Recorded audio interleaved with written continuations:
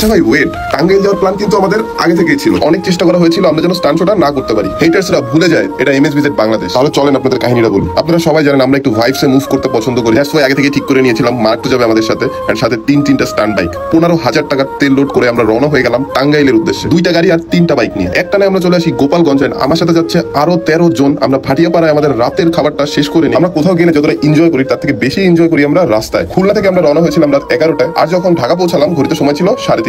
সকালের আলো ফুটতে ফুটতে আমরা টাঙ্গাইল হাইওয়েতে চলে আসলাম। এই সকাল 5:30টার সময় টাঙ্গাইলের ভাই ব্রাদার চলে আসলো আমাদের রিসিভ করার জন্য। এন্ড আগে থেকে আমাদের জন্য রুম বুক করা ছিল ওয়াটার গার্ডেন রিসোর্টে। তাদের রিসোর্টটা যত বেশি সুন্দর, ঠিক তাদের ম্যানেজমেন্ট তত বেশি জঘন্য। যাই হোক, এটা নিয়ে কথা না বলি, আমরা সবাই একসাথে চলে আসলাম রুমে। তারপর ঠিক করলাম সারা রাত যেহেতু গাড়ি চালিয়ে এসেছি, একটু রিল্যাক্সের দরকার, এই জন্য চলে গেলাম সুইমিং পুলে। আর আমার সাথের বান্দরগুলো যতক্ষণ আমার সাথে থাকে আমার মনেই হয় না জীবনে দুঃখ বলে কিছু আছে। হোয়াটএভার 4 ঘন্টার একটা ঘুম দিয়ে আমরা আবার বের হয়ে গেলাম টাঙ্গাইল সিটি এক্সপ্লোর করার জন্য।